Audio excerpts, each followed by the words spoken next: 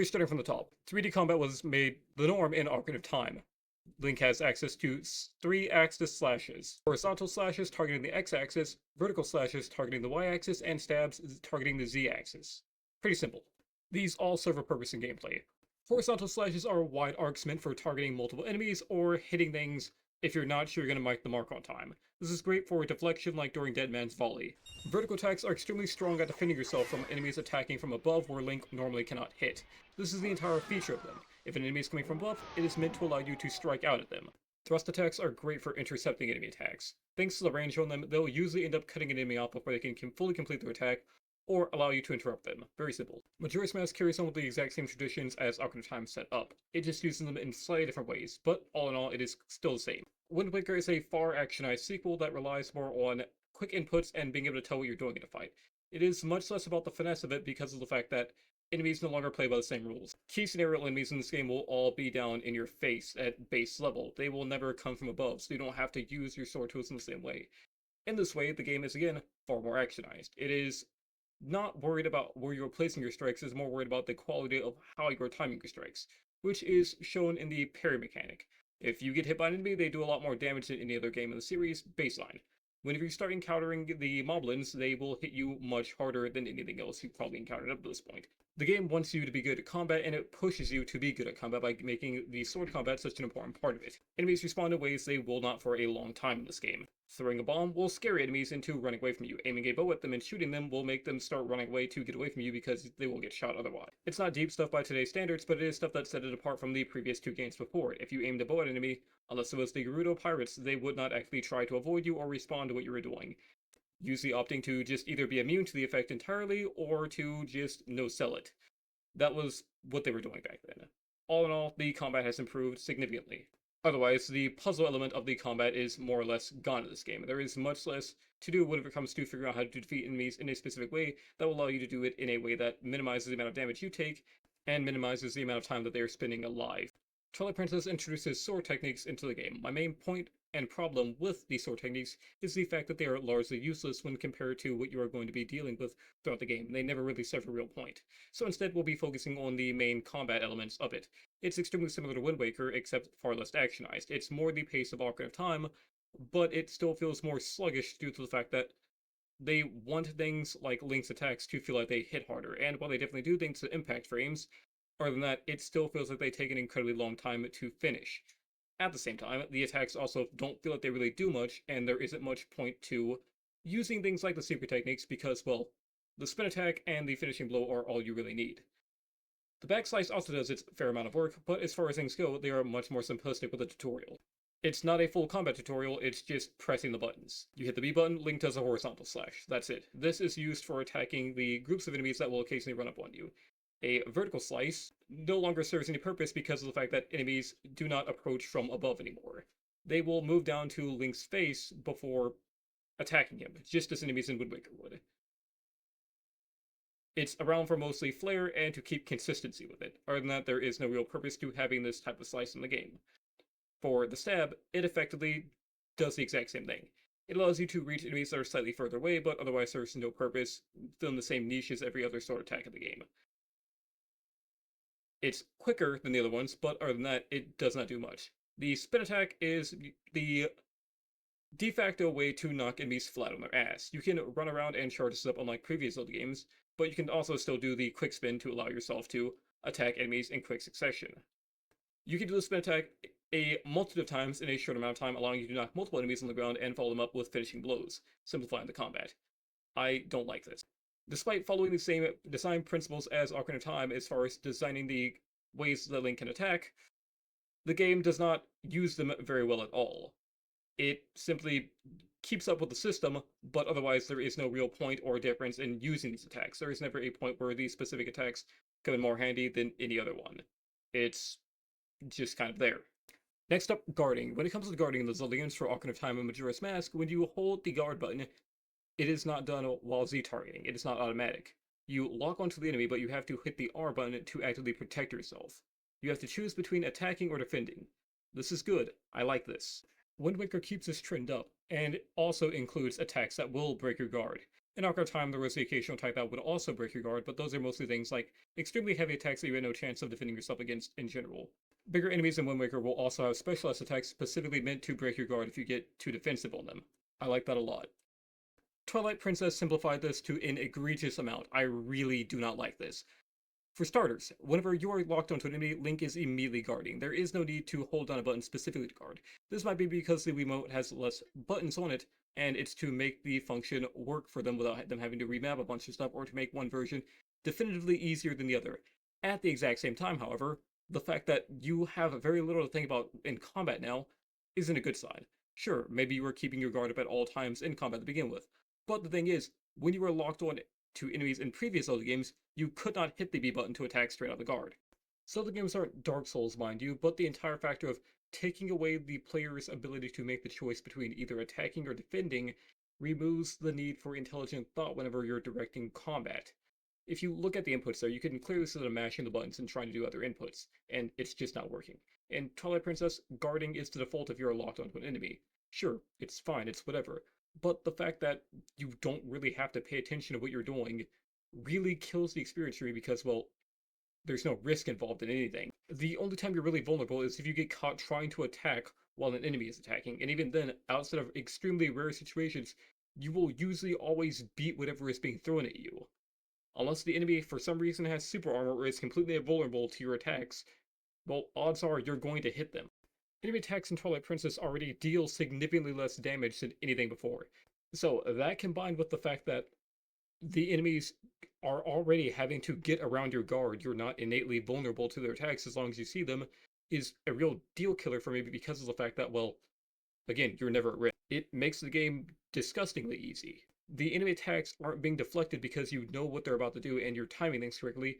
They're being deflected because you are looking in their general direction. And as long as you continue to look in their general direction without any input of your own, you can choose to attack them whenever you want without having to release a button to make sure that you can. There's no active choice being made. It takes away interaction from the player. This is again bad in my eyes.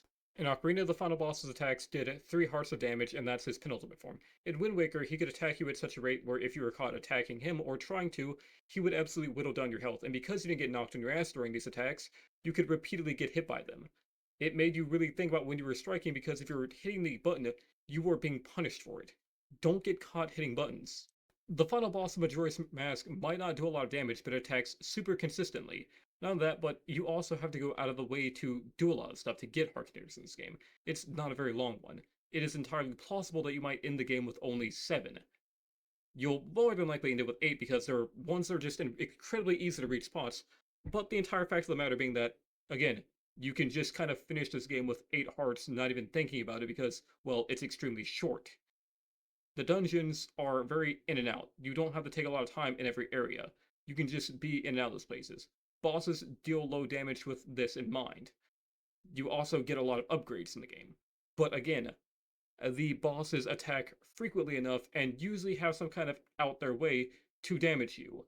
They are not simply there to be not really a final boss, but to provide one form of damage. They are constantly trying to attack you, outside of cases like Majora's Incarnation. Although Wall might only deal a quarter of a heart per attack, but he attacks super consistently. Got might only deal half a heart of damage, but you are also chasing him down, running out of magic, and getting hit by lightning bolts, bombs, pillars, and stopped constantly. Georg forces you to get in the water to fully combat it, at which point you can get dragged and take immediate damage without any thought. And then for Twin Mold, it can just attack you regardless of where you are and deal a heart minimum of damage unless you have the magic needed to take the least amount of damage possible. Majora's Wrath is constantly attacking you. That's its only real objective. It has a lot of attacks that will hit you multiple times but only deal damage once. It can attack you from anywhere in the room. You are also probably running low on resources at this point unless you stocked up specifically for the boss battle beforehand. This is fine. This is, of course, a case where the boss is going to be easier the more prep time you put into it. If you upgrade your sword, it is going to be incredibly easy and you're only going to have to worry about a few things. But if you haven't upgraded your weapons or your abilities, you are going to have to reach him with low amounts of HP. You are going to be constantly running around this room trying to get a hit on him whenever he actively strays bullets, not bullets, but arrows, and does stuff like this. There are lots of ways you can fight back against him, but at the end of the day, you are still having to close a gap with this enemy once you run out of that stuff. and it can be hard to close that gap. If you mess up during this, you are restarting this boss battle with 3 hearts. You might even end up restarting time just to be able to take care of him if things go that bad. When it comes back to Twilight Princess, let's get into Ganondorf. You can sit there in front of him, and all you really have to worry about is him flipping over you and using a telegraph as attack. He does this constantly. It is extremely easy to avoid, and there's really nothing you have to do to avoid him. If you roll back into him, oh, check that out. 2/4 hearts of damage, half a heart's worth of damage during the final boss. And because of the game's length, odds are you're going to have a lot of heart containers. It might take 5 heart pieces to make a full container in this game, but you're also probably going to have at least 3 or 4 bottles, and they are probably going to be full of everything because, well, lo and behold, whenever enemies don't deal much damage, you can afford to get hit a lot in this game. And it's kind of really egregious because when you walk up on him, unlike in Wind Waker, he won't break your guard. The players that are punished in any way, shape, or form for being overly defensive. If you do happen to get hit by his 2-sword swing attack, which on the rare occasion it does hit, you have to be at a very precise range for it to, you take a low amount of damage, and you have a lot of resources at this point. The fact that you can be in this fight, like literally the Wind Waker fight, you have to go through all the puppet Ganon phases before you get to that point. It's incredibly quick to handle it. Here, you have to go through a lot of phases too, but they are also incredibly quick to handle, and also don't ask very much of you. Not to mention, for being a game that gives you lots of sword techniques, there are only 2 that are actually useful during this fight. The ending blow is mandatory to end it, you cannot end it without it, and the back slice allows you to attack Ganon from the back no matter what point in the phase of the fight he is in. You can repeatedly use this back to back to back to back on him, and he will never come up with a strategy for it. He will never start spin attacking to make you stop doing it. That is incredibly disappointing. You can't use the helm split on him because the shield bash doesn't work. The mates too. The jump strike doesn't work because, well, he just registers a normal attack and you can't even initiate the kind of counterbalance attack or the, like, mashing segment with it. The ending blow does not work because, well, lo and behold, it's a one-hit kill, and while it could still deal damage here, you're just not ever going to be in a position to use it in the first place. This is all to say, I think the combat system for this game is incredibly flawed, and it just doesn't work at all. It's bad, all things considered. And that's clearly not good. When we get to Breath of the Wild, they have stripped out the entire directional combat system because, well, it hasn't served any purpose in a long time. Literally since its inception, the first 2 games to use it made active use of it. Since then, nothing else has really had a necessary reason to maintain those. So we just go straight to a 4-hit combo. You can do a lot with this, and it serves lots of functions. But that's just specifically for the sword and shield because there are 2 other weapon types you can use. Heavy weapons have a 2-hit swing. They also have occasional different effects with them. All weapons, however, can break. This creates a system where you have to constantly be managing what weapons you have used and which ones you haven't. It is always the best choice possible to use at least one of the weapons until they break, especially if you have one of each type. Use that greatsword until it breaks, use that spear until it breaks, use your sword until it breaks. Do not constantly switch through them, because if you're doing that, lo and behold, you are going to eventually get to a point where all weapons are breaking back to back, and then you are going to blame the system for your own bad gameplay. That's not good. This game doesn't give you any additional things you can learn throughout it. You are just stuck with the base techniques you learn, and that is it. I think this is a flaw. Things like Flurry Rush and parrying are in the game. I don't think Flurry Rush should have been something that you could do with any amount of HP. It should have been full HP or no HP. Make it a clear sense of it being either the best condition possible or your life is on the line, this isn't a burst in adrenaline, and now you're going to do as much damage as possible. That would have been nice. Even better, having it so at full HP it was a singular strike to show up that having full HP is a good thing, and at low HP it was multiple different strikes to show up the desperation of it, would have been good. Neither of the things happen. Parrying is basically useless because of the fact that it is extremely high risk, extremely low reward. You parry an attack, but you are opening yourself up to whatever hit was prepared for you. If you mistime it, it is immediate punishment. If you are aiming to Flurry Rush, you can dodge while having your shield out. That means you are never at any risk of actually getting hit. Bummer, dude. At the same time, though, I think it's a much better system because they bring back the fact that you actively have to guard to guard. It isn't something that is automatic. If you are locked onto an enemy, like Link might bring his shield up, but it is all dependent on your current stance. If you're using a heavy weapon, you have to put that heavy weapon away to pull your shield out. That requires multiple button presses. Same for if you're using a spear. The only weapon that has the advantage of being able to use the sword and shield at the same time is the sword and shield. That's basically it. Every weapon fits its niche. Spears are great for keeping enemies back and dealing damage to enemies before they can even reach you. Heavy weapons are great at smacking shields on enemies' hands and dealing mass amounts of damage. Sword and shields are great at just being a general weapon that allows you to do whatever and also respond to whatever. They're good. The spin attack functions as a way to send enemies flying immediately. It is a get out of jail free card. Spears have, again, deceptively long range. You can hit things from a crazy distance, even though the model isn't that big. I like this.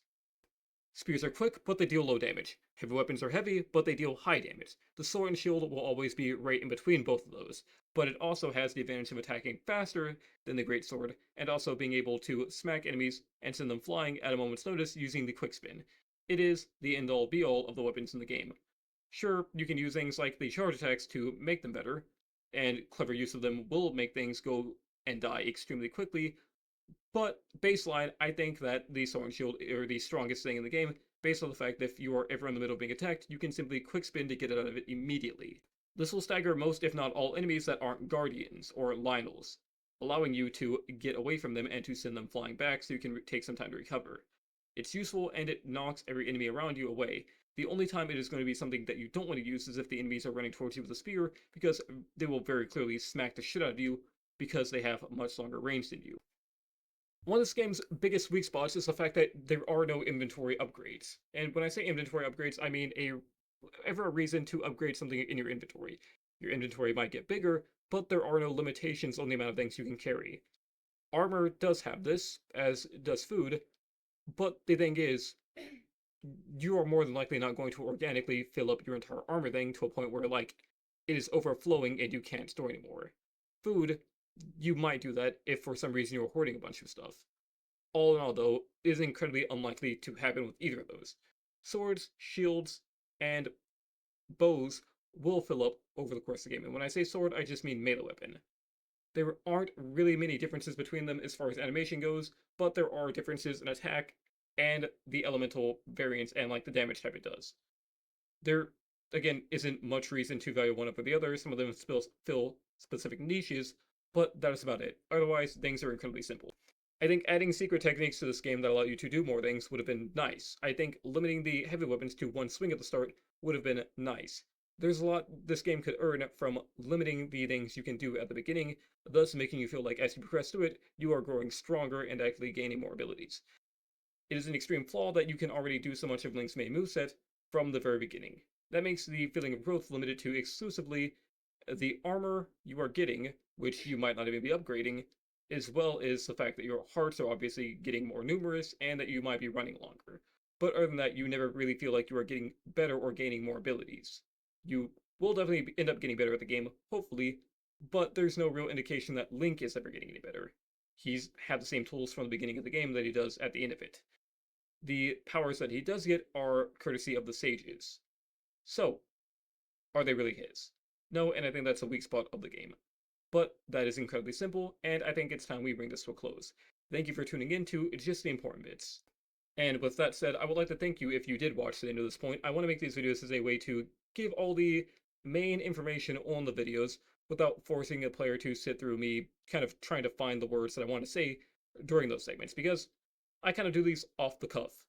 There's very little prep beforehand other than getting the gameplay footage and stuff like that. I think of the script as I'm going, and based off the fact that I've usually got this information in my head before I go through everything. At the same time, I'd really appreciate if you could like and subscribe. It helps out with things. I don't have many, but the ones I do have, I very much appreciate. Looking at you, Blue. I'll see you guys later. Love you.